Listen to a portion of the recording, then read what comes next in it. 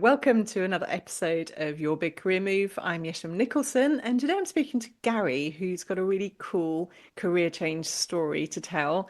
We met recently because we were both guests on a podcast by the University of Bath, because we're both alumni, and we were both talking about career pivots. And I guess I was talking about it from the career coach point of view, and Gary was talking about it because he's made this really cool career pivot himself. So, without further ado, first of all, thank you for being here.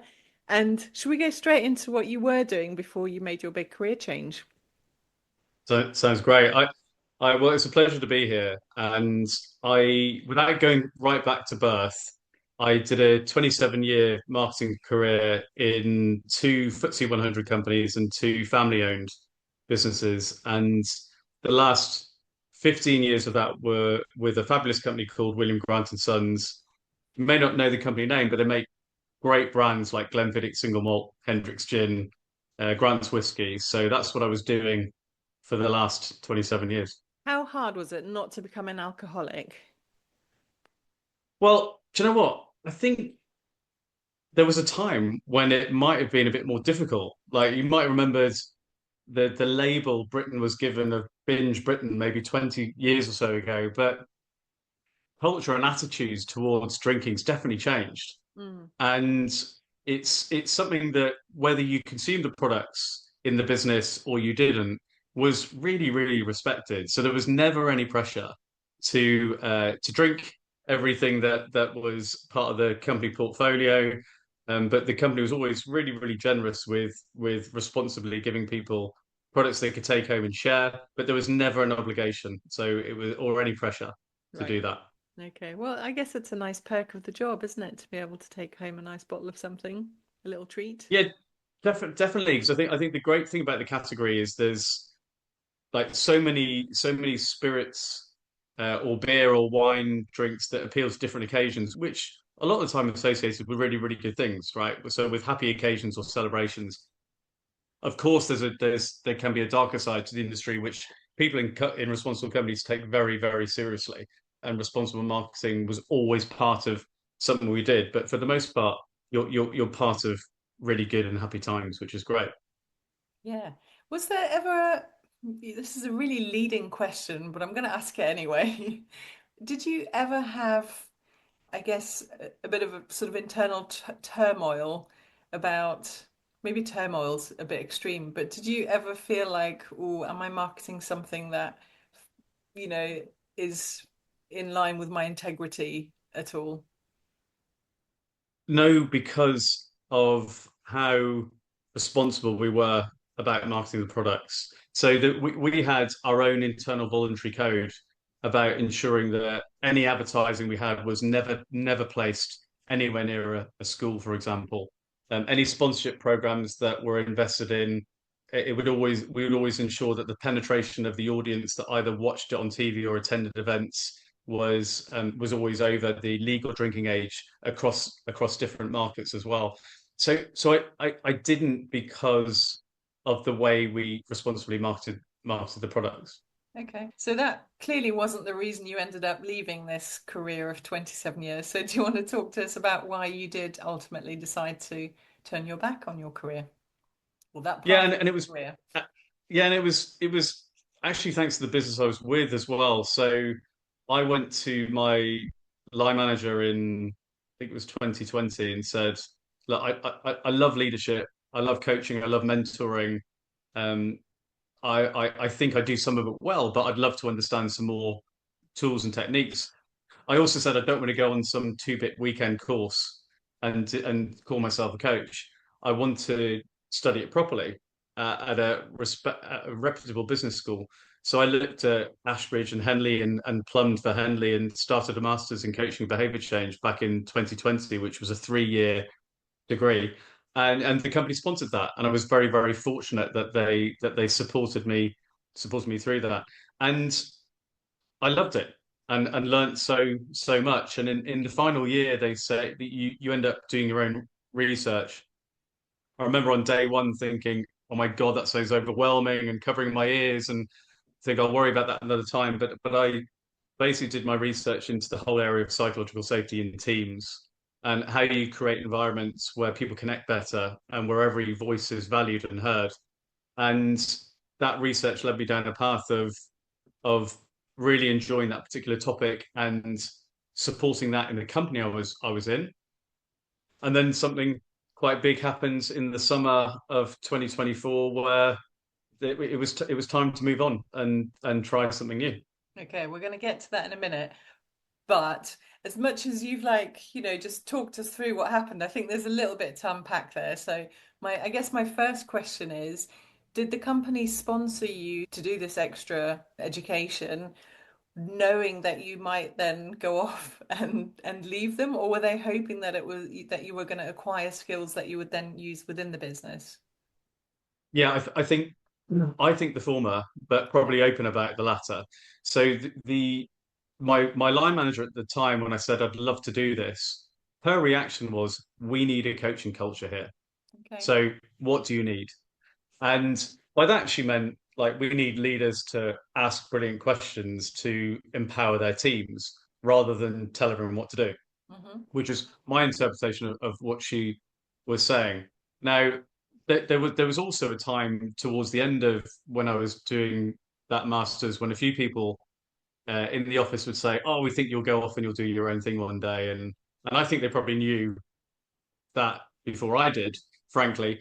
But there was a few people signaling that to me, and yeah, I mean, like I said, I think they probably were a bit ahead of where I was. Why I, do you I think think they thought that? maybe they saw something in some of the workshops that I was doing internally and some of the support I was giving to people internally. I think also they probably saw how interested and passionate, engaged I was in a 3 years master's degree, which is a lot of work, as you know yourself, to do alongside a very busy senior corporate job. I was working on uh, various boards within that organization for the last 11 years. So I didn't have a job where I had loads and loads of capacity to do this. It was a massive commitment to do it as well. And perhaps they saw something in how interested and passionate and engaged I was in seeing a future in it as well.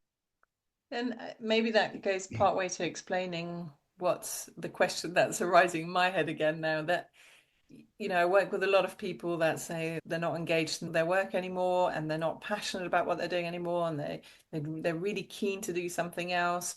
But they're like, do you know what? I just get home at the end of the day and I'm so worn out from the day that I can't even contemplate doing an evening course or a weekend course or whatever it might be. And I think um, you're a really good example of clearly, if you put your mind to it, you can find the time. What was it, do you think, that really gave you that motivation to work a really busy full-time job and do all the work on the side?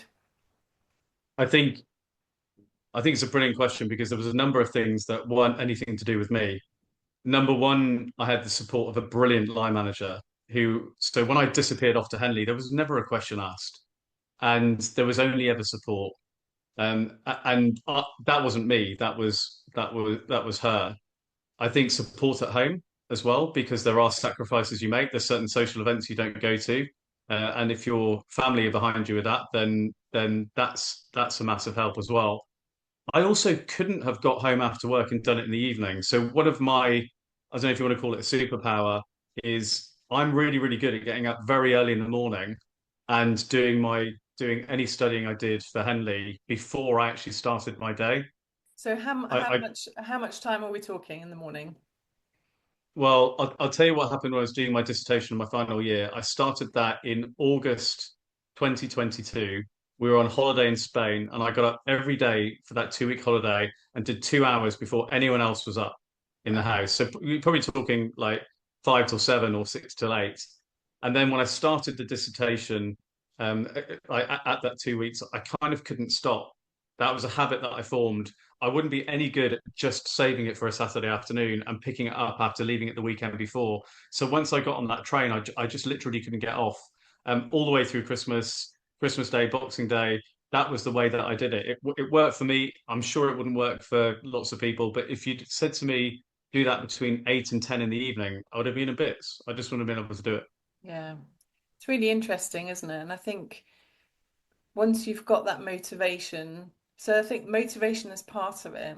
And then the second thing is, I don't know if you've read Atomic Habits by James Clear, but he talks about really just creating that habit that you do it. So, I guess in the beginning it might feel difficult, but then exactly like you just said, because you're doing it every day, then it doesn't feel difficult. It's like brushing your teeth. We don't think about brushing our teeth every day. Most of us just do it without thinking about it because it's so ingrained in us. And I suppose it is just creating that really healthy habit of just going through the motions and not thinking about it. It was the same when I wrote my book that, I I'm I don't think I'm a particularly disciplined person. And I remember years ago, a friend of mine wrote a book and I was like, there's no way I could ever write a book because I'm just not disciplined enough to sit down and focus on doing this. And then I really, actually, when I carved out every Tuesday morning was like between 9 and 12 is my writing time. The first 10 minutes were always a bit painful, but then it would just flow and I would just not stop for 3 hours. I had to turn everything else off because I'm easily distracted. And I just did that for 3 hours and I got so much done in that time. It's like chunking, carving out Mm. that time that you just know is dedicated to that, come rain or shine. So it's quite nice to hear you talk about your experience, and hopefully it'll inspire somebody who's listening to this going, I've got a full-time job, I've got a family. As much as I'd like to do XYZ, it's just not possible. I just don't have the time. And I think you're living proof that you can create the time. I think you can, and it requires a couple of those other dynamics around support at home, and it also it does require that discipline as well. The other thing that I just loved what I was doing. Yeah. I every page I turned, I felt I was learning. And when I got to doing my own research, which I was intimidated by for quite a lot of that process, and I found it very, very challenging at times, like to kind of like get over a few of the hurdles and realizing that you're actually making a contribution to people having a better experience at work, and that could be longer lasting as well for people. That was very rewarding as well. How did you sort of stumble across the coaching stroke leadership thing while you were at work? How did you discover this passion? Well, I mean, I think I misunderstood a lot of it. I couldn't have told you the difference between leadership, management, coaching a few years ago. Like genuinely, it was. But I kind of, for me, where it all started was I worked with a leadership coach back in 2012. Quite a challenging coach, a chap called Richard Brown. And he said to me in the first meeting we had, so this is like 13 years ago, he said, Gary, what's your purpose? And I said, and I was like, literally, I didn't really even know what he meant. He said, come on, what lights you up? What motivates you? And I said, to give my family choices. And he went, mate, we're going to have to work on that. That is not your purpose. And I thought that was quite a good answer. And he thought it was plainly not very good. So I worked with him for a few sessions, and look, he was challenging and supportive, and I react really well to that dynamic.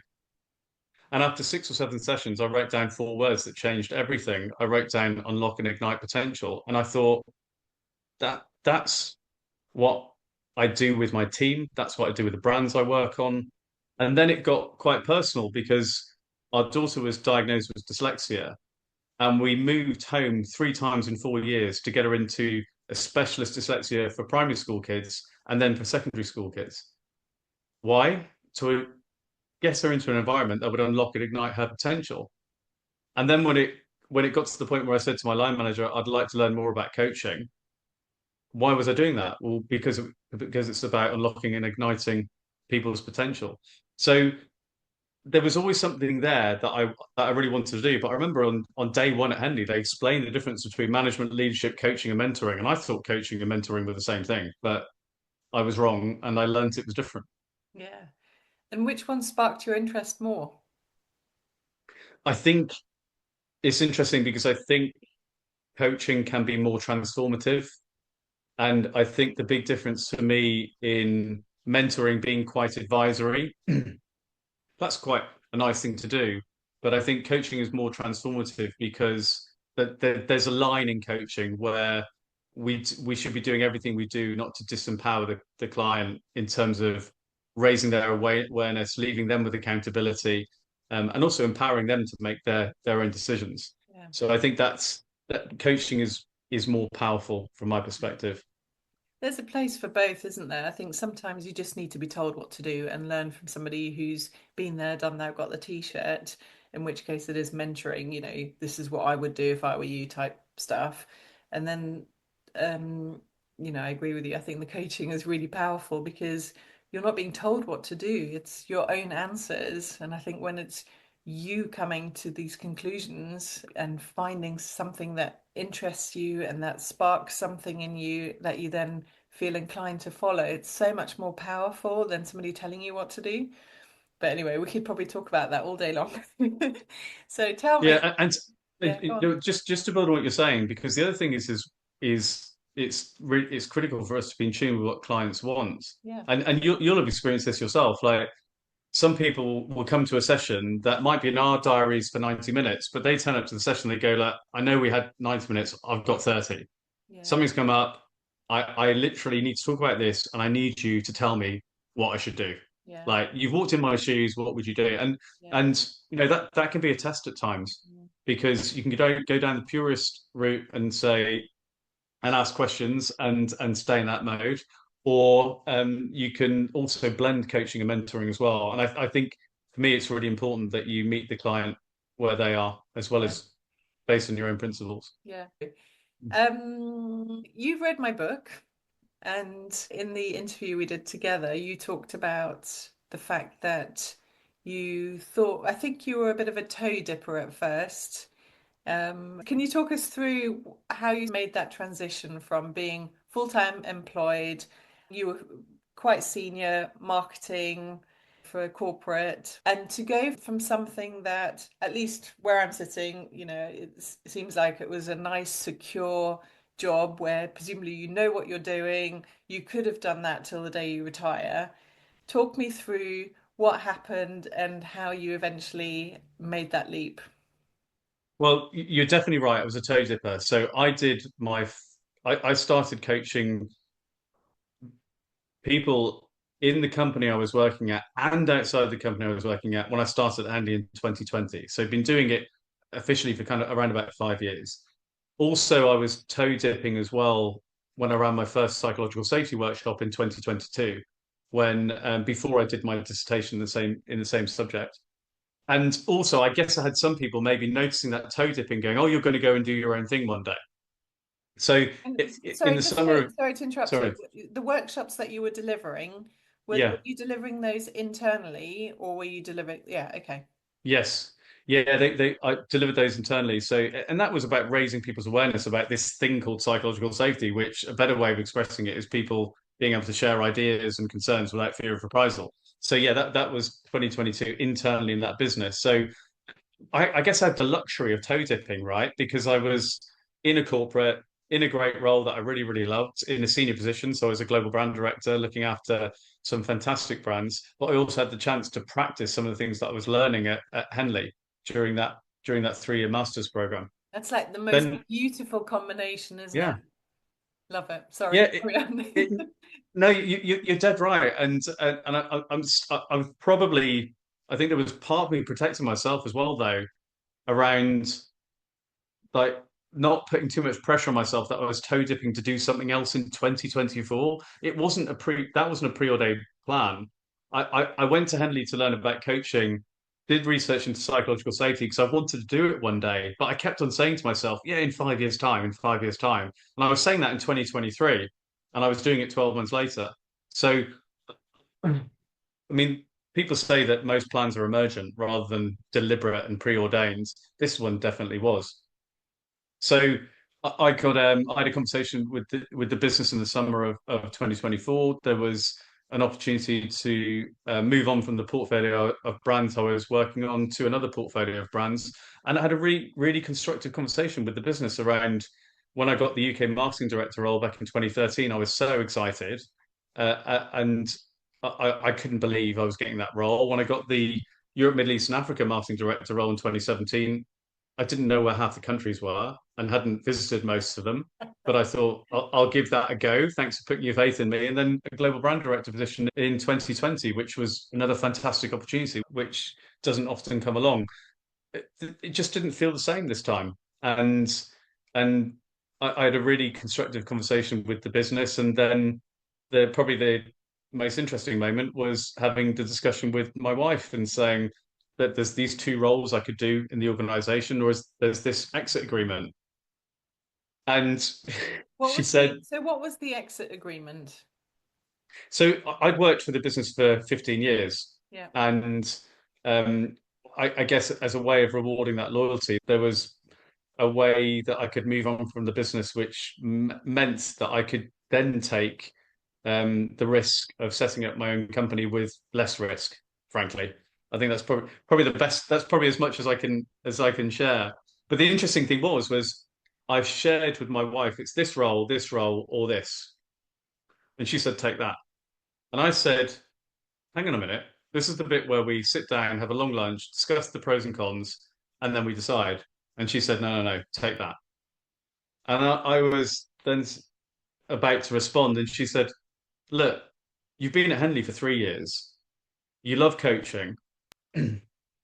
I know you want to do it one day. Do it now while you've got the chance. This chance may not come up again. Then my daughter walked into the room, who's 17 years old, and said, yeah, Dad, you keep on talking about this thing called psychological safety. Why don't you just go and do it now? So I was literally sitting there thinking, well, You were I'm not being even going to be able to. ambushed basically by these I thought, strong women in your life. what chance have I got? What chance Zero. have I got here? Like I can't, I'm struggling to convince myself. How am I going to convince them of another option? So the decision was made really quickly, and I have to say that the HR team where I worked and the support I got from the CEO through that period was nothing short of exceptional, and like so helpful, in fact, that they are a client of mine now. And all of the things that happen, I guess, when people say they leave companies and they leave on good terms, and all these like wild claims are made, there's nothing wild about this one because it's all true and fact. And the fact that I can count on them as a client now is a real privilege and a testimony to how the whole thing was handled last summer. Well, and a testimony to how you handled it as well, I'm sure. I think you can take some credit for that. Thank you. Yeah, I think you should. It's funny actually, because one of the things that I notice a lot when I do these podcast interviews is that I would say at least 9 out of 10 times the person I'm interviewing will mention their partner in their transition.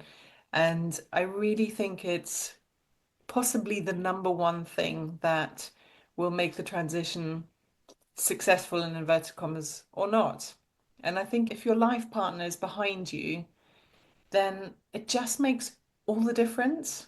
All the difference. Because I think if you've got a partner who isn't on board, it just makes things 100 times harder. But I think knowing that the person who's dearest to you has your back is just incredibly powerful. So you must have quite a special wife there, Gary. You reminded me of something.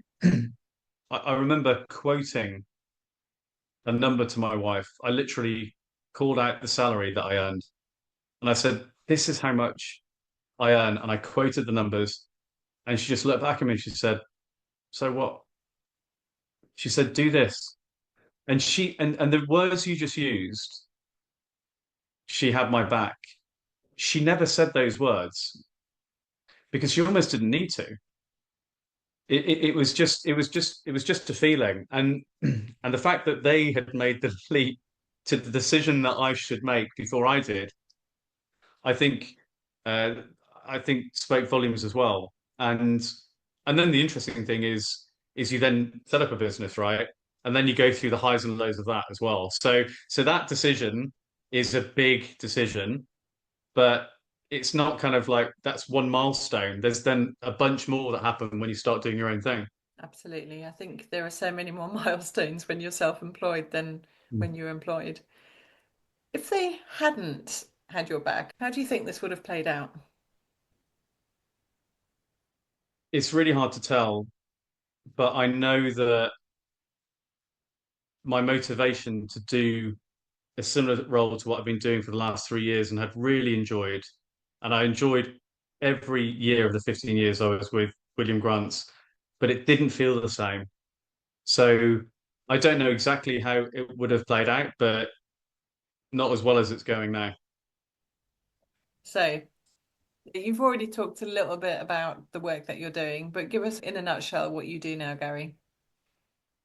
So I think, I mean, the burning platform for what I do now is 2 in 5 colleagues in every team is not speaking up. And that doesn't mean they're completely silent, but it means that they're pulling their punches or not saying what they really think or they're self-censoring.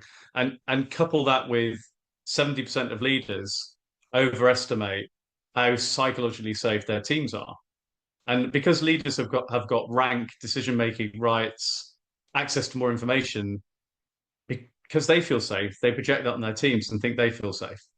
So what I do now is I can measure the levels of psychological safety in a team. So, and that's a really simple diagnostic that takes 3 minutes to do. So that gives you the data, but then you combine that data in a breakthrough session with the team, talking to them about that data, asking questions about what it's like in the team to ask each other for help. How easy is it to do that? What's the team's attitude to risk and failure? How open are the discussions? And does the team genuinely have inclusion?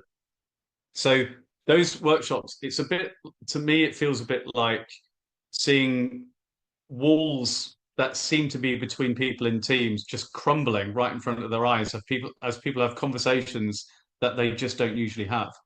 So they connect better and they perform better and they collaborate better and they have a better working environment. Yeah, which is so powerful, isn't it? It must be really satisfying work to see, I don't know, to go into a company, see where they're at now, and then see where they're at a few months down the line. Yeah, absolutely. And I think the most of the feedback that I get, and it's kind of feedback about the workshops, right, rather than necessarily about me individually, but people tend to be left with this sense of we've had conversations today that we just don't have, that we just haven't had. And I worked with a very large confectionery business recently who, at the end of that meeting, they started to say, look, the meeting we've got, this was on a Tuesday or Wednesday, the meeting we've got on Friday, we need to cancel that meeting and have another session where we're talking to each other about how we connect better because of how powerful this session was. And I think it's a little bit like coaching in a way, as in coaching sometimes is something that people don't feel they've got time for, or they don't feel that they can indulge in, which Mm. I think is the wrong word, by the way. And it's similar to this. Teams spend lots of time on strategy, which is important, lots of time on objectives, which is important, lots of times on projects and work streams, which are important. They don't spend enough time on how they connect as a team, which impacts all of the things I just mentioned. Yeah, totally. Just want to go back to, I guess, your transition. You've made it sound like the journey's been really quite easy. Like the transition was, you know, oh, the company paid for me to do this course, and then, and then I toe dipped a bit and I ran a few workshops, and then they offered me a good package, and off I went and I started this business. And I think to anybody listening, they'd be like, well, that sounds a little bit too good to be true. So, were there any moments at all where you're like, what the hell am I doing? Why have I done this? I could have just stayed in a comfortable job. Talk us through some of the moments where you maybe questioned what you were doing. I mean, almost as soon as the decision was made, and almost as soon as an agreement was signed, I agreed to stay with the business for 10 days just to tie up a few loose ends. And even when I was in those last 10 days, I was thinking, I'm going to be popped out of this company after 15 years, and I don't know if the phone's ever going to ring. And I mean, the phone doesn't really ring right anymore because people email and It they really WhatsApp doesn't, and no. they do Teams, but you know that expression. And and then I think there was like a flurry to start with. There was a flurry of coaching clients predominantly to start with. You're busy registering a company, you're busy getting an accountant, you're busy putting up a website that basically probably me and my mum looked at, but you think the world is looking at it, but they're not. And I was so chuffed with the first website I did, and then within 2 months, I thought it was dreadful. I thought it was terrible, so I completely revamped the whole thing. And I was used to traveling around the world in a global brand director role, spending a lot of time in airports and fantastic parts of the world, working with brilliant teams. And then suddenly I wasn't part of a team. So that's a big change in dynamic. And also the other thing I couldn't get out of was I couldn't get out of that habit of getting up at 5, 6 in the morning. But I didn't have a dissertation to do, and I didn't have a full-time job to do either. So that was something that had become ingrained in me that I couldn't break that habit. And it's quite different when you're up at 6 in the morning trying to work out how to set up a business than being really busy with a corporate job and trying to do a dissertation at Henley. It's just a completely different thing. And in both of those instances, doing a dissertation at Henley, if you need a bit of help, you call your Henley colleagues. And when you're at work in your corporate role, you lean on your team and your peers for help, and those things just aren't there. So it is a very different feeling quite quickly. How did you overcome that feeling of, okay, I'm up at 6 and I've just got this blank day ahead of me?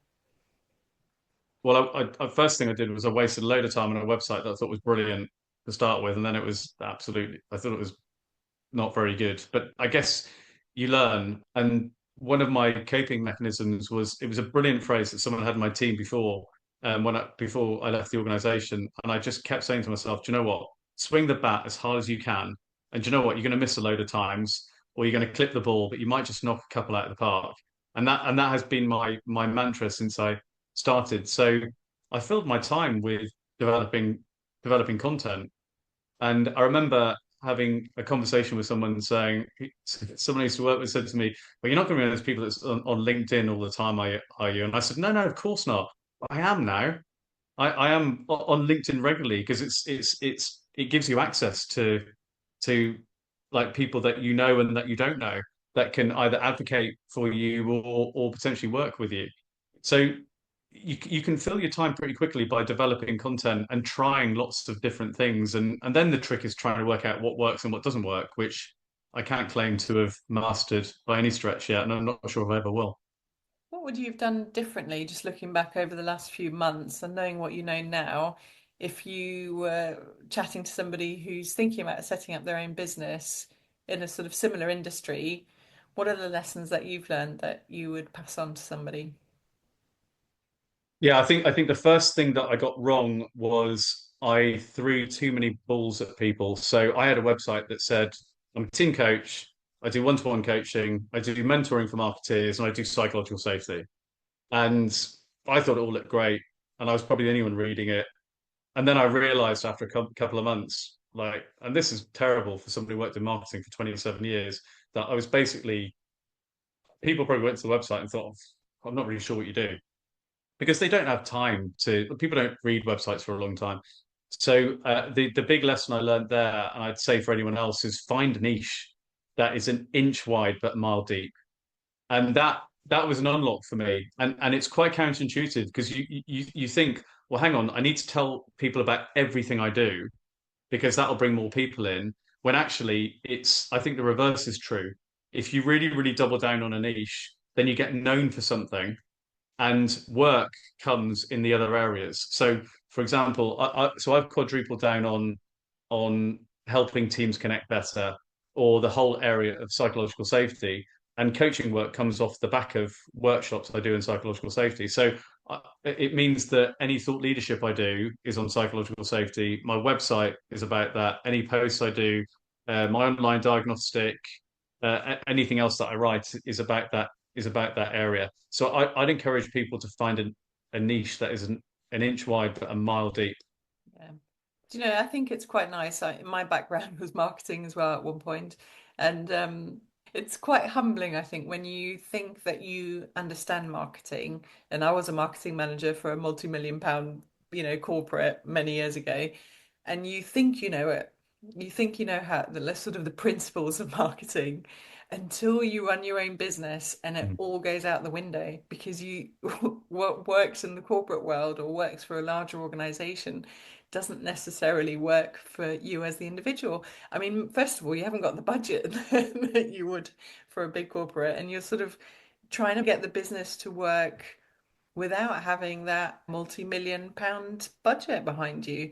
And you sort of have to get quite smart about it. And I think I remember when I set up my very first business, having left corporate, and I actually loved the challenge of trying to create something out of nothing. Like I literally created the business on a shoestring. I had zero marketing or very, very little marketing budget, but actually getting results, even despite that, was just the most satisfying thing ever. Because I mean, you can work for Coca-Cola and you can throw millions of pounds at, PPC and pay per click and SEO and blah blah blah, whatever. TV advertising takes not that much imagination, but when you're on your own and you've got zero budget, you suddenly have to start thinking outside of the box. And really, it's trial and error and talking to people and just seeing what works and what sticks. And I don't know, I quite like the challenge of that personally. How do I you think feel about it? yeah, I mean, the other thing I'd add to what you're saying is it's as someone who's worked on lot of brands in the last generation, it's easy to say great things about a brand. It's much harder to say great things about yourself. And I think that's almost a hurdle we need to get over as well. Like So when true. you talk about a niche which is an inch wide and a mile deep, you then have to turn that into what problem am I resolving for other people? And when I say problem, I mean problem, one problem. I don't mean what four problems am I resolving, so people get completely confused. So in addition to things like lack of budget, like you say, you end up having to talk about yourself. And that's not natural or easy for an awful lot of people, Mm. Including marketers. including marketers, exactly. We feel like we've got an unfair advantage, and then it turns out we really don't. One thing I ask all my guests is, what's your definition of success today, and how is it different to what it might have been 10 or 15 years ago? If I take the 15 years rather than 10, then that helps me a little bit because if I go back to the earlier discussion we had, I discovered my purpose less than 15 years ago, more than 10, which is about unlocking and igniting potential. And the one thing that I'm focused on at the moment is doing the work. So some people say, well, why don't you train loads of people up and have lots of people doing this and scale your business? That's just not on my mind right now. What I'm interested in doing is working with progressive leaders who want to give their teams a voice. So I don't success for me isn't someone who's got a command and control structure, thinks they're too dictatorial, phoning me up, going, Gary, I think I'm a bit dictatorial as a leader. Can you help me? I don't think that's what I need to be doing. What I want to be doing is working with leaders who get this stuff and really want to bring the best out in their teams. So success for me right now and in the next couple of years is going to be doing great work that because I'm also getting so much from that as well. I mean, I'm not, I've studied this area, but now I'm getting to practice it. And I do think that in the area of psychological safety, there's a lack of case studies and things going well when you have it.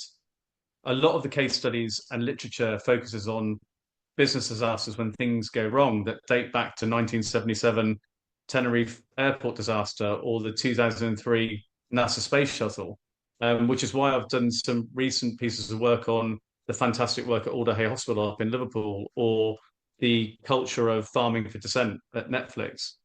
So success is practicing the work and bringing relevant, contemporary, practical, up-to-date case studies on the positive things it can help with as well. Yeah. What would it have been if I'd asked you 15 years ago? I think it would have been getting a more senior job. Mm. I think it would have been like I would have been in a middle management marketing role at that time in a bank, and it was all about well, how do I get the next promotion? And it would have been probably that based on a social expectation of climbing a corporate ladder and that being progress. And it's nice not to have that on my mind at all. And I was very fortunate that I got to a level in a marketing career that I didn't even expect I would get to. It exceeded my own expectations. So I'm excited to see in the next 10 years or so if I can do similar in this space. And perhaps I'm even protecting myself now, not by not saying exactly what it to be in 5 years' time, because I've never been great at saying that anyway. Yeah. Well, I guess time will tell. Maybe we can chat again in 5 years' time and see what's happened between Love to, 2025 and 2030. Be interesting to see. love to. Yeah, let's do it. We'll put the date in the diary. Great. It'll pop up in 5 years and we're like, what was this all about? A lot's happened. We couldn't even remember when we did our University of Bath podcast, which was literally 2 or 3 months ago. It's been such a pleasure talking to you. I really appreciate you sharing your story. I hope it inspires somebody who's currently sitting there in a very comfortable, cushy job, who's actually got a passion for something that they really want to explore. And I think what you can take away from Gary's experiences, give it a go. Educate yourself and then try it. Dip your toes into whatever area you want to go into. And then ultimately make that leap, make it happen. Gary, you're the poster child for this. So I'm really grateful that you've shared your experience. Thank you so much. Well, thank you, and nice to be described as a child as well. I'll take that. Yeah, absolutely. Take it and run with it. Just before you go, I just wanted to say, first of all, thank you for listening. And secondly, this podcast has grown purely through word of mouth. So if you know somebody that might enjoy this episode, I'd be super grateful if you could share it with them. And if you haven't subscribed yet, then please do, because that will mean that you won't miss any future episodes.